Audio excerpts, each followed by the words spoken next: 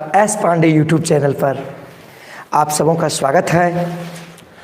और मैं प्रतिदिन की भांति आप लोगों के बीच क्लास 12th और 10th की लाइव क्लास एग्ज़ाम को ध्यान में रखते हुए अभी ले रहा हूं।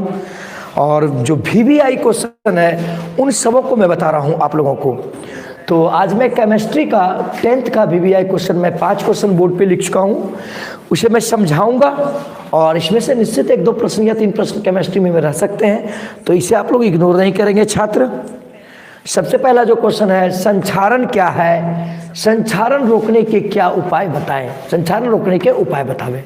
दूसरा क्वेश्चन है, नाभिकीय संलयन अभिक्रिया क्या है बताएं। तीसरा, ईंधन से आप क्या समझते हैं, आदर्श ईंधन की विशेषताओं का वर्णन करें। चौथा, हमें घेंघा या गलगांड नमक रोग कैसे होती है। और पांचवा है, संयोजी इलेक्ट्रॉन क्या है। और सोडियम Na यहाँ पे है, सोडियम परमाणु में संयोजी इलेक्ट्रॉनों की संख्या क्या होती है। तो चलिए सभी स्टूडेंट आ जाएंगे। तो चलिए सबसे पहला क्वेश्चन मैं बताने जा रहा हूँ। चल बाबू देख शुभम, सबसे पहला क्वेश्चन है कि संक्षारण क्या है, संक्षारण रोकने के उपाय बतावे। तो देखो बाबू, संक्षारण किसे कहते हैं। सबसे पहले, जब कोई धातु को खुली वायु में छोड़ दी जाती है, जब कोई धातु को खुली वायु में छोड़ दी जाती है, तब उस धातु पर वायु एवं जलवाष्प, उस धातु पर वायु एवं जलवाष्प के संपर्क होने के कारण, तब उस धातु पर वायु एवं जलवाष्प के संपर्क में होने के कारण से उस धातु में क्षय होने लगता है, अर्थात धातु की जो गुण होती है उसमें कमी आने लगती है। तो धातु में जो क्षय होने लगता है, इसे ही संक्षारण या धातु संक्षारण कहते हैं। सबसे पहले फिर से समझिएगा, संक्षारण आप लोग ध्यान दीजिएगा, जब कोई धातु खुली अवस्था में छोड़ दी जाती है, तब उस पर वायु एवं जलवाष्प के प्रभाव पड़ते हैं, और वायु एवं जलवाष्प के प्रभाव के कारण से उस धातु में क्षय होने लगता है, उसके धातु में ह्रास होने लगती है। तो धातु में जो क्षय होने लगती है, यह धातु क्षय ही संक्षारण कहलाता है, जिसे कि धातु संक्षारण भी कहते हैं। जैसे आप लोग देखिएगा, यदि लोहा का छड़, आप लोहा क्या है, एक धातु है, लोहा का छड़ आप लोग यदि मकान बनाने के लिए लाए हैं, लोहा का छड़ यदि खुली अवस्था में कुछ देर के लिए बाहर छोड़ते हैं, कुछ दिन के लिए बाहर छोड़ देते हैं, तो चूंकि हम जानते हैं कि वायु में जलवाष्प के कण मौजूद रहते हैं, वायु में जलवाष्प के कण मौजूद रहते हैं, तो वो छड़ जो होता है लोहा का, वो वायु और जलवाष्प के कण से संपर्क में आता है, और संपर्क में आने से उस लोहे में जंग लगता है। तो जब लोहे में जंग लगने लगता है बाबू, तो उसका मतलब वो जो छड़ में है धातु क्षय होने लगता है, धातु की उसमें कमी होने लगती है, समझे कि ना, वो खराब होने लगता है छड़, समझे कि ना।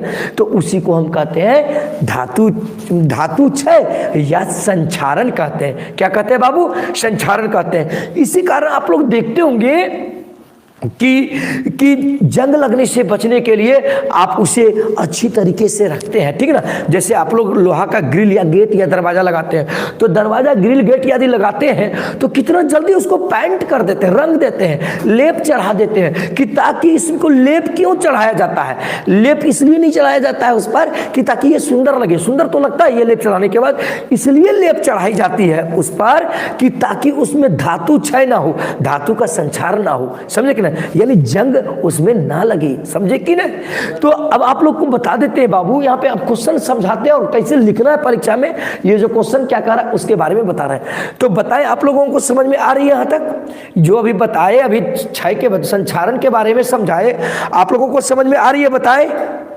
चलिए समझ में आ रही है, चलिए ध्यान दो बाबू। अब आपको परीक्षा में कैसे लिखना है कि संक्षारण क्या है, संक्षारण रोकने के उपाय बतावे। तो सबसे पहले, जब धातु को खुली वायु अवस्था में छोड़ दी जाती है, तब उस धातु पर वायु एवं जलवाष्प का प्रभाव पड़ता है और इस वायु एवं जलवाष्प के प्रभाव होने के कारण से उसमें धातु में क्षय होने लगती है। इस धातु में क्षय होने की क्रिया को ही धातु का संक्षारण या संक्षारण कहते हैं। जैसे उदाहरण के लिए जब हम कोई भी लोहे के छड़ को यदि हम बाहर रखते हैं, खुली वायु में रखते हैं, तो जलवाष्प के संपर्क में, वायु के संपर्क में आने के बाद वह अभिक्रिया करके उस लोहे के छड़ में जंग लग जाता है और जंग का जो रासायनिक सूत्र है Fe2OX, Fe2HO, Fe2OH into XH2O, Fe2O3 into XH2O, H2O, Fe2O3 into XH2O, ये जंग का रासायनिक सूत्र, ठीक ना। तो उस धातु में क्या होता है, यानी जंग लग जाती है। तो धातु में जो जंग लग जाती है इसे ही धातु का संक्षारण कहते हैं। जैसे आप लोग चांदी का कोई देखते होंगे, यदि अंगूठी होता है या बिछिया होता है या पायल होती है तो कुछ दिनों के बाद वो काला हो जाता है।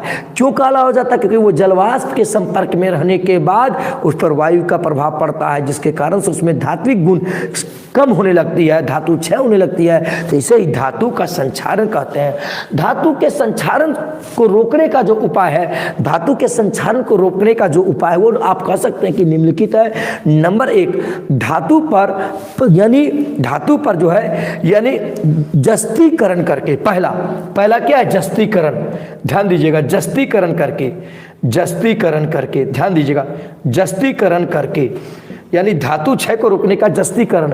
अर्थात जब कोई भी धातु को यानी द्रवीभूत जास्ता में द्रव के रूप में बना लिया जाता है जास्ता, और उसमें जो है द्रवीभूत जास्ता में जब धातु को डुबा दिया जाता है तो डुबा देने के बाद उस धातु पर जास्ता का परत चढ़ जाता है चारों तरफ से, जिसे कि जस्तीकरण कहते हैं। अब जैसे ही जस्तीकरण हो जाता है उस पर, जैसे ही जस्तीकरण हो जाती है तो उस पर क्या होता है बाबू, बाहरी वायु और जलवाष्प के कण उस पर संपर्क में नहीं आ पाते हैं, जलवाष्प के कण संपर्क में नहीं आ पाते हैं, जिससे कि धातु का संक्षारण रुक जाता है। तो पहला आपका जस्तीकरण करके, समझे कि नहीं, किसके करके बाबू, जस्तीकरण करके। दूसरा है यानी क्रोम लेपन करके।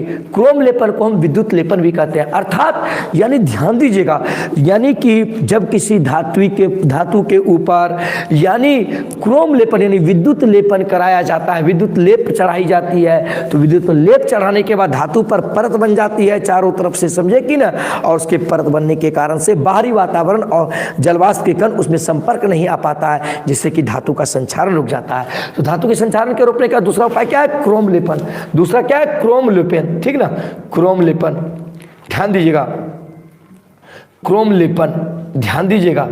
तीसरा है रंगाई करके यानी पेंट करके, समझे कि नहीं, रंगाई करके यानी पेंट करके। जब धातु पर जो है हम रंग चढ़ा देते हैं, कलर चढ़ा देते हैं, तो इस जैसे आप लोग गेट ग्रिल लेते हैं तो उसको रंग कर देते हैं कि नहीं, तो रंग कर देते हैं। रंग पेंट कर देने के बाद क्या होता है, वह धातु अंदर से पूर्ण रूप में एक परत बन जाती है। उस परत के कारण से क्या होता है, ध्यान दीजिएगा, परत बन जाने के कारण से बाहरी वातावरण से उसमें क्या होता है, वायु एवं जलवाष्प के कण उस धातु में प्रवेश नहीं कर पाते हैं, जिसके कारण से वह बच जाता है। तो तीसरा हम कह सकते हैं कि संक्षारण रोकने का जो उपाय है यानी पेंट करके, पेंट या रंगाई करके, ठीक ना, रंगाई करके, ठीक ना। तीसरा है बाबू लेप चढ़ाकर। लेप जो होता है, जैसे मान लीजिए कि किसी के पास पैसा नहीं होता है तो वो क्या करता है, प्राइमर मार देता है धातु पर। जैसे गेट ग्रिल लाता है ना, तो गेट ग्रिल लाता है, लगा देता है, लेकिन पैसा के अभाव में वो कलर नहीं कर पा रहा है, तो उस समय स्थिति में क्या करता है, उसमें जो है ना प्राइमर मार देता है, यानी लेप चढ़ा करके भी, यानी लेप चढ़ा देता है धातु पर, तो उसके संक्षारण रुक जाते हैं, क्योंकि पूरी तरह से ढक लेता है, तो बाहरी वातावरण से जलवाष्प या वायु का प्रभाव उस पर नहीं पड़ पाता है।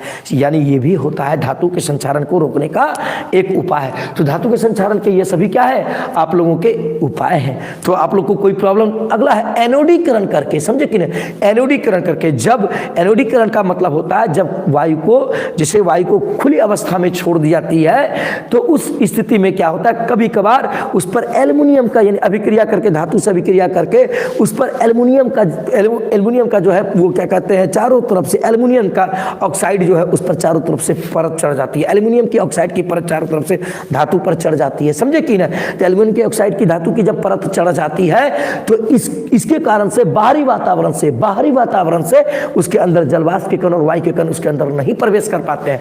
इसको हम कहते हैं एनोडीकरण, समझे कि ना। इस एनोडीकरण के कारण से भी धातु के संचारण को रोका जा सकता है। तो आप लोग धातु के संचारण को रोकने या संचारण क्या है ये समझ गए। आप लोग इसे 2-3 बार सुनेंगे तो निश्चित आप लोग को समझ में आ जाएगी। ये अब नेक्स्ट क्वेश्चन देखिए बाबू, अगला क्वेश्चन बता रहे हैं बाबू कि नाभिकीय संलयन अभिक्रिया क्या है। देखो बाबू नेक्स्ट क्वेश्चन, नाभिकीय संलयन अभिक्रिया क्या है। वीवीआई क्वेश्चन सभी है बाबू, पहला क्वेश्चन भी वीवीआई, दूसरा क्वेश्चन देखो नाभिकीय संलयन अभिक्रिया, यानी नाभिकीय संलयन।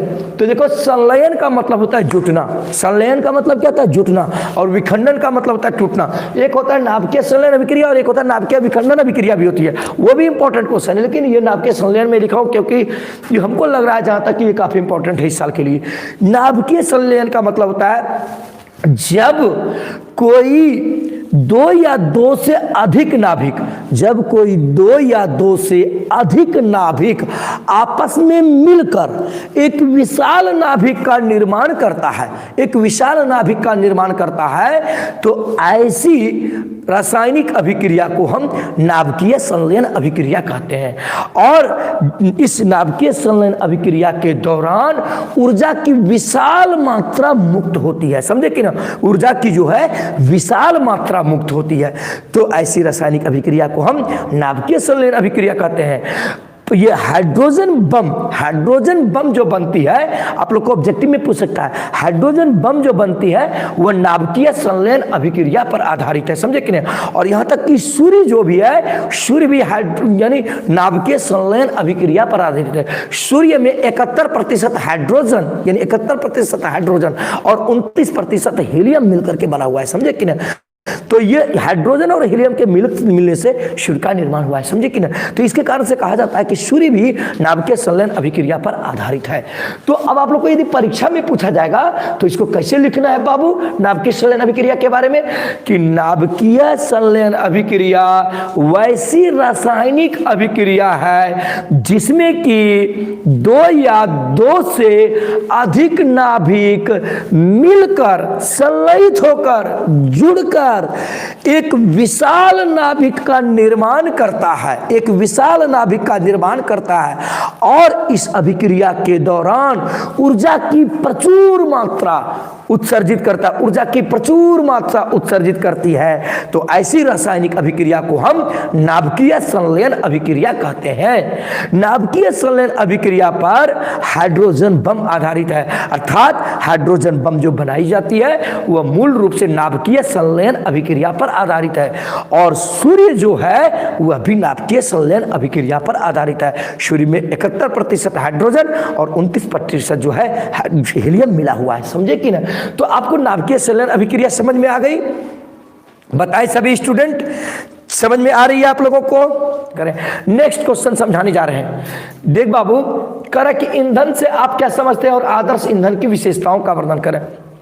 ध्यान दो, सबसे पहले ईंधन, यानी ये सब भी इंपॉर्टेंट क्वेश्चन है, यानी वह पदार्थ जो जलने के पश्चात ऊष्मा एवं प्रकाश उत्सर्जित करता है तो उसे हम ईंधन कहते हैं, समझे कि नहीं। ईंधन किससे आप क्या समझते हैं, ईंधन किसे कहते हैं, वह पदार्थ जो जलने के पश्चात ऊष्मा एवं प्रकाश उत्सर्जित करता है तो उसे हम ईंधन कहते हैं। जैसे लकड़ी हुआ, कोयला हुआ, पेट्रोल हुआ, केरोसिन तेल हुआ, एलपीजी गैस हुआ, डीजल हुआ, मीथेन गैस, यानी ये सभी जो है जलने के पश्चात ऊष्मा उत्सर्जित करते हैं और प्रकाश भी उत्सर्जित करते हैं, इसीलिए ये सभी क्या है, ईंधन है। अब यहाँ पे कहता है कि आदर्श ईंधन से आप क्या समझते हैं। आदर्श का मतलब होता है अच्छा, समझे कि अच्छा ईंधन से आप क्या समझते हैं। तो या अच्छे ईंधन की विशेषताओं का वर्णन करें, ये भी कर सकता है, ठीक ना। तो आदर्श का मतलब होता है कोई जब अच्छा होता है तो उसको कोई व्यक्ति कहता है मेरा आदर्श वो है, मेरे आदर्श ये है, मेरे आदर्श वो है, ऐसा कहता है कि ना। तो आदर्श का संबंध ही होता है अच्छाई से, ठीक है। तो यहाँ पे कहता है आदर्श ईंधन की विशेषताओं का भी वर्णन करें। तो आदर्श ईंधन उस ईंधन को कहते हैं जो सर्वोत्तम ईंधन होता है, जो सबसे अच्छा ईंधन होता है, उस ईंधन को आदर्श ईंधन कहते हैं। आदर्श ईंधन की जो विशेषताएं होती है वह कह सकते हैं, आदर्श ईंधन की विशेषताएं निम्नलिखित होती है। सबसे पहले आदर्श ईंधन से बर्तन गंदा नहीं होता है। जैसे आप लोग देखते होंगे घर में जब चूल्हा उल्हा लकड़ी से जब जलाते हैं तो उससे क्या होता है, लकड़ी जलाने के बाद क्या होता है, बर्तन गंदा हो जाती है, ठीक ना। बर्तन क्या हो जाती है, गंदा हो जाती है, उसको मजने में बहुत समय लगता है, सारा चीज होता है। लेकिन आदर्श ईंधन जो है जलने के बाद उससे जो है बर्तन गंदा नहीं होता है। समझे कि नहीं, पहला गुण ये है। दूसरा, आदर्श ईंधन जो है कोई हानिकारक गैस उत्पन्न नहीं करता है। जैसे देखिएगा जो साधारण ईंधन होगा, जैसे घर में आप लकड़ी से जो खाना बना रहे हैं या कोई भी चीज अन्य चीजों से बना रहे होंगे तो उससे धुआं उत्पन्न होता है, बहुत सारी धुआं, कार्बन मोनोऑक्साइड उत्पन्न होती है। और कार्बन मोनोऑक्साइड जो जहरीला गैस है, यदि आपके शरीर के अंदर में चला जाएगा तो आपको बहुत प्रॉब्लम कर देगा, समझे कि कार्बन मोनोऑक्साइड। लेकिन आदर्श ईंधन जो है उससे किसी भी प्रकार की धुआं नहीं निकलती है, किसी भी प्रकार की हानिकारक गैस नहीं निकलती है, जिसके कारण से यानी वातावरण जो है स्वच्छ होता है, ठीक ना। और आदर्श ईंधन जो है, याद रखिएगा, आदर्श ईंधन आसानी से एक स्थान से दूसरे स्थान तक हम ले जा सकते हैं, उसको ले आने में कोई प्रॉब्लम नहीं होता है आदर्श ईंधन, ठीक ना। तो लेकिन साधारण ईंधन जो होता है, ध्यान दीजिएगा, साधारण ईंधन को हम एक स्थान से दूसरे स्थान तक ले जाने में हमें काफ़ी तकलीफ होती है, समझे ना। जैसे गैस सिलेंडर, जो गैस एलपीजी गैस घरों में यूज होती है, जो कि आप लोग के पास रहता है, वो एलपीजी सिलेंडर वाला गैस चूल्हा जो होता है उसी को हम आदर्श ईंधन कहते हैं, ठीक ना। उसको आप चाहिएगा यदि पिकनिक मनाने के लिए, तो पिकनिक मनाने के लिए आप उस गैस सिलेंडर को ले जाइएगा, चूल्हा लेकर के आप जाकर के बने। लेकिन यही आपको कहेगा, यही आप दूसरा ईंधन ले जाइएगा, लकड़ी का चूल्हा, तो लकड़ी का चूल्हा जो उठा करके लेके जाने में कितना तकलीफ होगा कि नहीं होगा। इसीलिए आदर्श ईंधन को हम एक स्थान से दूसरे स्थान तक हम आसानी से ले जा सकते हैं, ले आ सकते हैं, समझे कि नहीं। और चौथी है क्या कि आदर्श ईंधन सुगमता से सभी जगह मिल जाती है, आसानी से, कोई परेशानी नहीं होती है, समझे कि ना। तो अब एक बार फिर से समझा देते हैं ईंधन के बारे में बाबू आप लोगों को, कि ईंधन जो परीक्षा में कैसे लिखना है कि ईंधन उस पदार्थ, वह पदार्थ जो जलने के पश्चात, वह पदार्थ जो जलने के पश्चात उष्मा एवं प्रकाश उत्सर्जित करता है उसे हम ईंधन कहते हैं। और आदर्श ईंधन सबसे अच्छा ईंधन माना जाता है। आदर्श ईंधन को जानने के लिए हम इसकी विशेषताओं पर गौर करेंगे। इसकी निम्नलिखित विशेषता है। नंबर 1, आदर्श ईंधन का प्रयोग करने से बर्तन गंदा नहीं होती है। आदर्श ईंधन का जब हम प्रयोग करते हैं तो उससे किसी प्रकार का धुआं नहीं निकलता है, किसी प्रकार का गंध धुआं नहीं निकलने के कारण से बर्तन एकदम जैसा का तैसा ही रहता है, तो बर्तन मंजने में हमको तकलीफ नहीं होती है। दूसरा पॉइंट रहेगा, आदर्श ईंधन से किसी प्रकार की हानिकारक गैस नहीं निकलती है। चूंकि लकड़ी वाले चूल्हे से कार्बन मोनोऑक्साइड धुआं जो निकलता है वह शरीर को लिए हानिकारक है, लेकिन आदर्श ईंधन से हमें किसी प्रकार की हानिकारक पदार्थ नहीं निकलती है, यह एक बचत होती है। आदर्श ईंधन को हम एक स्थान से दूसरे स्थान पर आसानी से सुगमता से ले जा सकते हैं, लेकिन दूसरे ईंधन को ले जाने में थोड़ी तकलीफ होगी। चौथा, आदर्श ईंधन वर्तमान समय में सभी जगह उपलब्ध है, शहर हो, बाजार हो, नगर हो, क्षेत्र हो, सभी जगह मिल जाते हैं, गांव में भी मिल जाते हैं। लेकिन साधारण ईंधन सभी जगह मिलने मुश्किल हो जाते हैं, बाजार में लकड़ी नहीं मिलते हैं, लकड़ी का चूल्हा जलाना मुश्किल कर दिया है बाजार में, नगर निगम में, ठीक ना। तो इसलिए आदर्श ईंधन को सर्वोत्तम ईंधन माना गया है। तो बताएं, आदर्श ईंधन समझ में आई आप लोगों को? बताएं सभी स्टूडेंट, बताएं आदर्श ईंधन समझ में आई? सभी स्टूडेंट बताएं। अब देखिए चौथा नंबर का क्वेश्चन कहता कि हमें घेंगा या गलगांड नामक रोग कैसे होती है। तो हमें देखो चौथा नंबर का क्वेश्चन, हमें घेंगा या गलगांड नामक रोग कैसे उत्पन्न होती है। तो हम जानते हैं कि हमारे शरीर में जो अंतःस्रावी ग्रंथियां पाई जाती है उसमें से एक अंतःस्रावी ग्रंथियां थायराइड होती है। क्या होती है? थायराइड अंतःस्रावी ग्रंथियां होती है, जो कि गले में होती है, स्वर यंत्र के नीचे होती है, ठीक ना। और इस थायराइड ग्रंथि से थायरॉक्सिन हार्मोन निकलता है। कौन सा हार्मोन निकलता है? और थायरॉक्सिन हार्मोन में आयोडीन अत्यधिक मात्रा में पाई जाती है, अत्यधिक मात्रा में आयोडीन पाई जाती है। तो इस आयोडीन की कमी के कारण कारण से, यदि आयोडीन की कमी के कारण से ही हमारे शरीर में घेंघा नामक रोग या गलगांड नामक रोग उत्पन्न होती है। समझे कि नहीं? अर्थात हमें घेंघा नामक रोग या गलगांड नामक रोग जो उत्पन्न होती है वह आयोडीन की कमी से होती है। समझे नहीं? आयोडीन की कमी से हमें गलगांड या घेंघा नामक रोग उत्पन्न होती है। इसी कारण डॉक्टर लोग यह सलाह देते हैं कि हमें आयोडीन युक्त नमक खानी चाहिए, क्योंकि आयोडीन युक्त नमक खाने से हमारे शरीर में आयोडीन की जो है वह संतुलन बनी हुई रहती है, और आयोडीन की संतुलन के कारण से हमें घेंघा रोग से बचने में मदद मिलती है। समझे कि नहीं? और जब यह घेंघा रोग एक प्रकार का ऐसा रोग है जो गले में होती है, और धीरे धीरे यह रोग जब उत्पन्न होने लगती है तो गला फूलने लगती है, और उसके बाद बोलने में काफी तकलीफ होती है, घेंघा घेंघा के बोलता है, इसीलिए इसका नाम घेंघा रोग कहा गया है। समझे कि ना? यानी घेंघा घेंघा के बोलता है, इसीलिए इसका नाम घेंघा रोग कहा गया है। और यह जो घेंघा नामक रोग होता है वह मूल रूप से आयोडीन की कमी से होती है। इसीलिए आप लोगों को भी बोलना चाहता हूं कि आप लोग भी यदि नमक का सेवन करेंगे तो आयोडीन युक्त नमक का ही सेवन करेंगे। समझ में आ रही है आप लोगों को?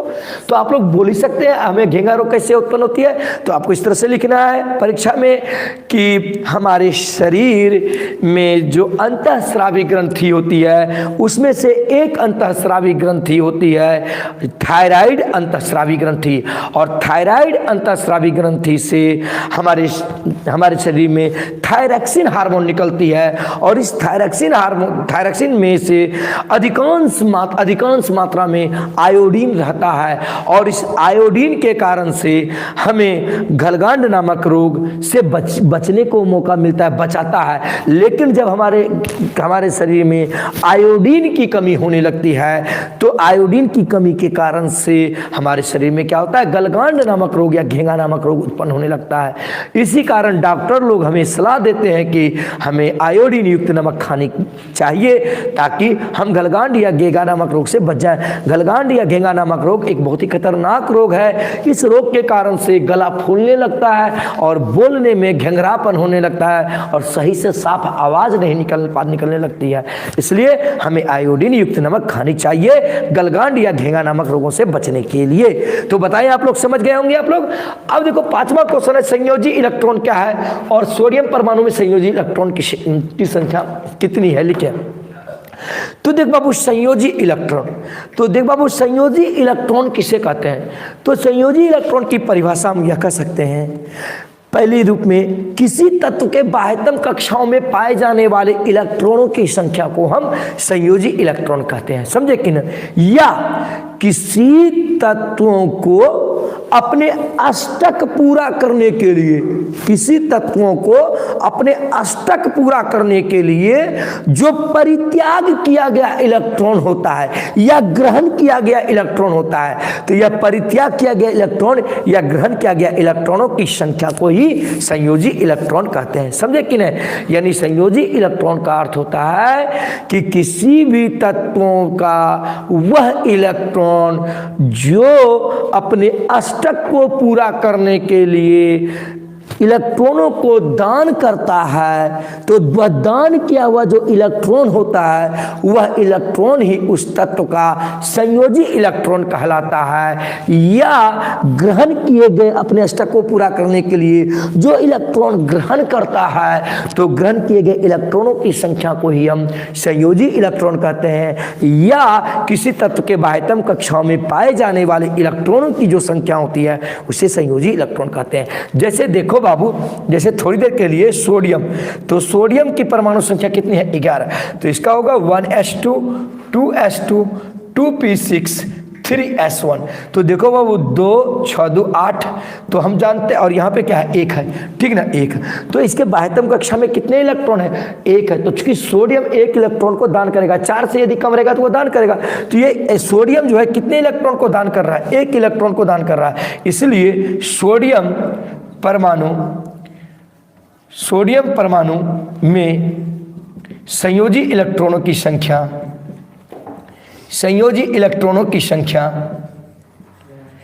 3 इलेक्ट्रॉनों की संख्या 1 होगी। क्या होगी? 1। समझे कि नहीं? अब जैसे कहेगा कि क्लोरीन में संयोजी इलेक्ट्रॉनों की संख्या कितनी है, जैसे क्लोरीन 17 होता है इसका एटॉमिक नंबर, तो देखो बाबू 1s2 2s2 2p6 3s2 3p6 3p5 5 2 7 7 6 13 2 15 2 17, यानी पहले कक्षा में 2 इलेक्ट्रॉन, दूसरे में 8 और तीसरे में 7। अब देखो क्या बोले, किसी तत्वों को अष्टक पूरा करने के लिए, यानी अष्टक पूरा करने के लिए त्याग किया गया इलेक्ट्रॉन, तो चूंकि सोडियम 1 को त्याग कर रहा है, लेकिन क्लोरीन में कितना भाई, तो कक्षा में 7 इलेक्ट्रॉन है, तो 1 इलेक्ट्रॉन ये ग्रहण करेगा अष्टक पूरा करने के लिए, तो इसलिए क्लोरीन कितना इलेक्ट्रॉन ग्रहण कर रहा है? 1 इलेक्ट्रॉन ग्रहण कर रहा है। इसीलिए क्लोरीन का संयोजी इलेक्ट्रॉनों की संख्या, संयोजी इलेक्ट्रॉनों की संख्या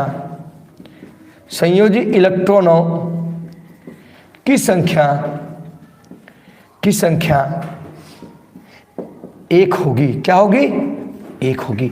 तो समझ में आ रहा है बाबू? संयोग क्लोरीन के, यानी क्लोरीन में संयोजी इलेक्ट्रॉन की संख्या कितनी हो गई?